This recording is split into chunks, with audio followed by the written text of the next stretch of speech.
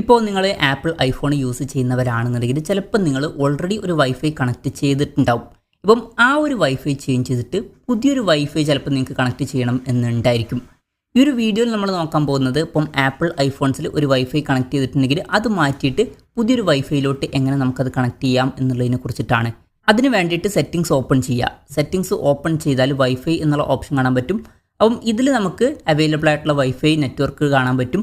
അല്ല എന്നുണ്ടെങ്കിൽ കൺട്രോൾ സെൻറ്ററിലോട്ട് പോവുക. അതിന് വേണ്ടിയിട്ട് ഈ ഒരു റൈറ്റ് സൈഡ് മുകളിൽ നിന്ന് താഴത്തോട്ട് സ്വൈപ്പ് ചെയ്യുക. സ്വൈപ്പ് ചെയ്താൽ വൈഫൈയുടെ ഓപ്ഷൻ കാണാൻ പറ്റും. അതിൽ ക്ലിക്ക് ചെയ്യുക. അതിൽ ക്ലിക്ക് ചെയ്താൽ വൈഫൈ എന്നുള്ള ഓപ്ഷൻ കാണാൻ പറ്റും. അതിൽ ലോങ് പ്രസ് ചെയ്താൽ മതി. നമുക്ക് അവൈലബിൾ ആയിട്ടുള്ള വൈഫൈ ഏതൊക്കെയാണെന്നുള്ളത് കാണാൻ പറ്റും. എന്തായാലും നിങ്ങൾക്ക് മറ്റേ പേജിലോട്ട് പോകണമെങ്കിൽ വൈഫൈ സെറ്റിങ്സിൽ ക്ലിക്ക് ചെയ്താൽ മതി. ആ ഒരു പേജിൽ നമ്മൾ എത്തും. എന്തായാലും ഇതിൽ അവൈലബിൾ ആയിട്ടുള്ള വൈഫൈ നെറ്റ്വർക്കുകളുടെ ഡീറ്റെയിൽസ് കാണാൻ പറ്റും. ഇപ്പം നിങ്ങൾ ഓൾറെഡി ഈ ഒരു വൈഫൈയിൽ കണക്റ്റഡ് ആണ് എന്ന് വിചാരിക്കുക.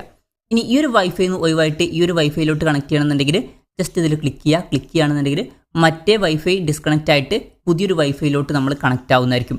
ഇപ്പം നിങ്ങൾക്ക് നോക്കിയാൽ കാണാൻ പറ്റും പുതിയ വൈഫൈയിലോട്ട് കണക്റ്റ് ആയിട്ടുണ്ട്.